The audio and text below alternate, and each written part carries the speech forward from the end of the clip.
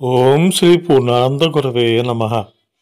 మహద్గురువు శ్రీ పూర్ణానంద స్వామీజీ వారి ద్వారా శ్రీ సదానంద స్వామి వారు పొందిన అనుభవాలను మహిమలను తెలుసుకుంటూ ఉన్నాం.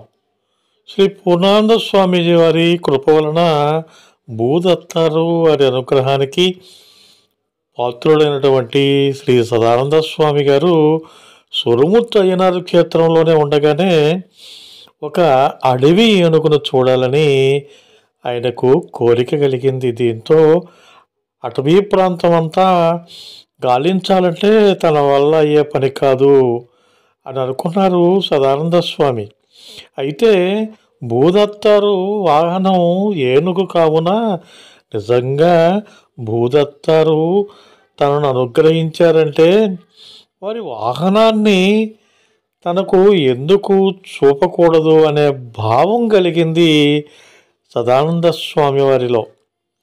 ఆ రోజు సాయంత్రం సుమారు 6 గంటల ప్రాంతంలో తామ్రపర్ణి నది ఒడ్డున పడుకుని శాంతిదుర్గ మూలమంత్రం చేస్తూ వారు నాకు నేను అనుకున్నట్లు తమ వాహనం చూపిస్తారా అని భూదత్తారిని కోరుతూ ఉండగా ఒక అరగంటలోనే అడవి ఏనుగు దిగి వస్తుంది, అదిగో ఏనుగు వస్తుందని చెంచువాళ్ళు అరుపులు అరుస్తూ ఉన్నారు. అటు చూడగా ఒక పెద్ద మగ ఏనుగు నిదానంగా ఆ దేవాలయానికి కొంత దూరంలో ఉన్న వంతెన పైకి వచ్చి 3 సార్లు తన రాకను వెల్లడిస్తున్నట్లు పెద్దగా ఘీంకరించింది.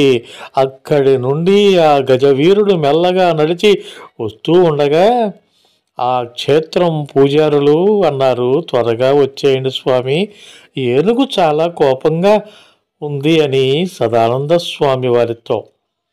అదిగో ఏనుగు వస్తుంది, త్వరగా రండి రండి అని ఇంకొందరు గొంతెత్తి హెచ్చరించారైతే సదానంద స్వామి గారికి ఎందుకనో గంభీరంగా నడిచి వస్తున్న ఆ గజవీరుని చూసి ఎటువంటి భయము కలగలేదు.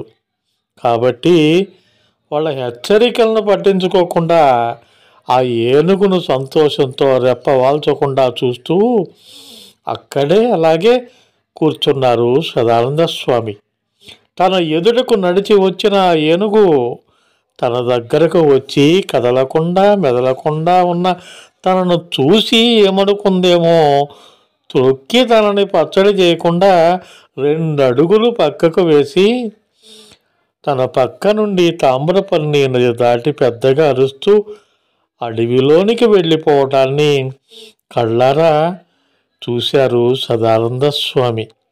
ఆ అద్భుత దృశ్యం చూసి పూజారులు అన్నారు సదానంద స్వామితో, మీకు గురు అనుగ్రహం బాగా ఉంది, అందుకే ఆ ఏనుగు బారి నుంచి బ్రతికి బయటపడ్డారు అని.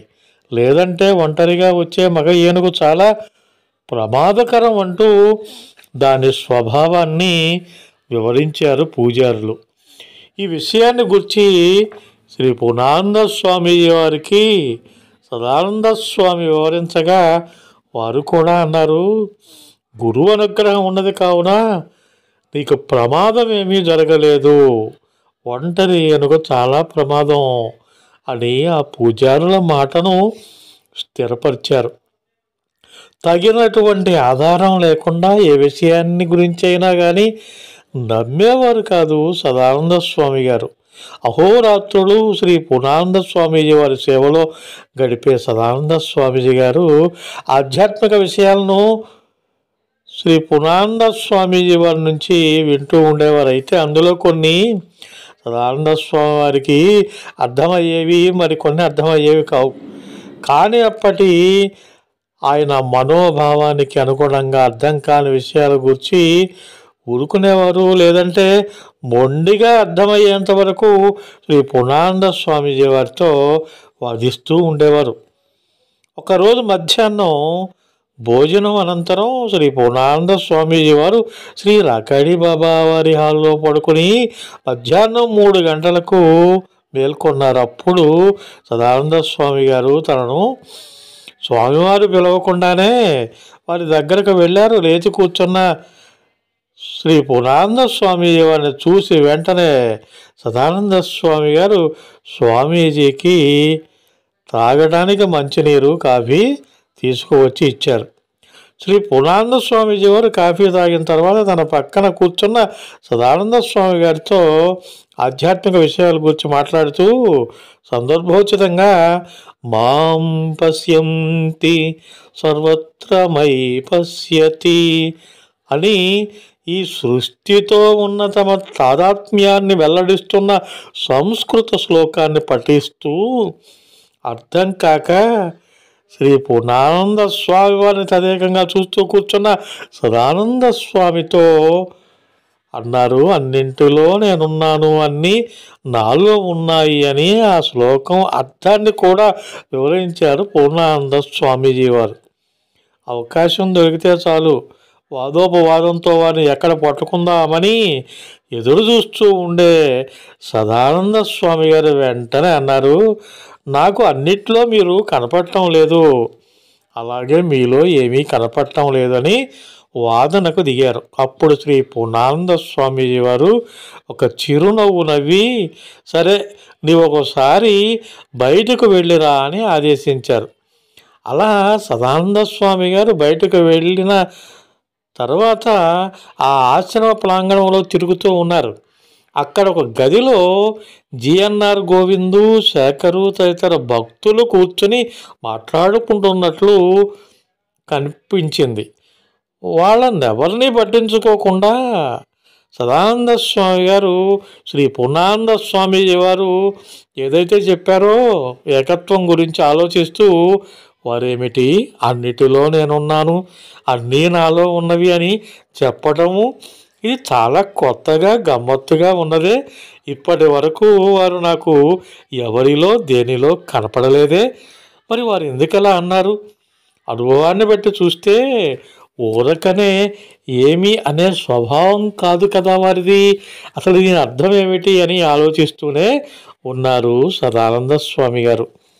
అలా ఆలోచిస్తూ ఆశ్రమం బయటకు వెళ్ళి టీ తాగి మళ్ళీ ఆశ్రమానికి వచ్చిన ఆయన జిఎన్ఆర్ వాళ్ళ దగ్గరకు వెళ్ళగా గుమ్మంలో నిలబడిన రామకృష్ణ కళ్ళద్దాలపై శ్రీ పూర్ణానంద స్వామి వారు కల్పించటాన్ని గమనించారు. ఆశ్చర్యంతో సదానంద స్వామి గారు కళ్ళు నులుముకొని మరొకసారి కూడా చూశారు. సందేహం లేదు, శ్రీ పూర్ణానంద స్వామీజీ వారు అక్కడనే ఉన్నారు. అతను నివ్వెరపోయి మాట్లాడకుండా ఆ గదిలోనికి వెళ్ళగా అక్కడ కూర్చున్న గోవిందు, శేఖర్తో సహా అందరూ కూడా శ్రీ పూర్ణానంద స్వామీజీ వారిలా సదానంద స్వామి గారికి కనిపించారు. అద్భుత పరవశుడైన ఆయన ఎవరితో ఏమీ మాట్లాడకుండా పరిగెత్తుకొని శ్రీ పూర్ణానంద స్వామీజీ వారి సన్నిధికి చేరి వారికి సాష్టాంగ నమస్కారం చేసుకుని, స్వామీజీ నాకు ఇప్పుడు మీరు చెప్పేది అర్థమైంది అని ఆనందంతో అంగీకరించారు. అప్పుడు శ్రీ పూర్ణానంద స్వామీజీ వారు అన్నారు, గురువు జ్ఞానం ఉపదేశిస్తే గ్లాసులో నీరు పోసినంత మాత్రంలోనే జ్ఞానాన్ని పొందగలరు అని బోధించారు. చూశారా ఎంత అద్భుతమైనటువంటి మహిమను శ్రీ సదానంద స్వామి వారు శ్రీ పూర్ణానంద స్వామీజీ వారి నుంచి పొందారు. మరిన్ని విశేషాలను తదుపరి భాగంలో చెప్పుకుందాం. శ్రీ పూర్ణానంద అనుగ్రహ ప్రాప్తిరస్తు. మీకు ఈ వీడియో నచ్చితే లైక్ చేయండి, షేర్ చేయండి, కామెంట్ చేయండి. హోమగంధి క్రియేషన్స్ యూట్యూబ్ ఛానల్ని ఇంకా మీరు సబ్స్క్రైబ్ చేసుకోకుండా ఉంటే సబ్స్క్రైబ్ చేసుకోండి. మీకు తెలిసిన వారితో కూడా సబ్స్క్రైబ్ చేయించండి. మరిన్ని వీడియోల నోటిఫికేషన్ ముందుగా మీకు రావాలంటే పక్కనే ఉన్న బెల్ ఐకాన్ని ప్రెస్ చేసుకోండి. ఆల్ ఆప్షన్ని యాక్టివేట్ చేసుకోండి.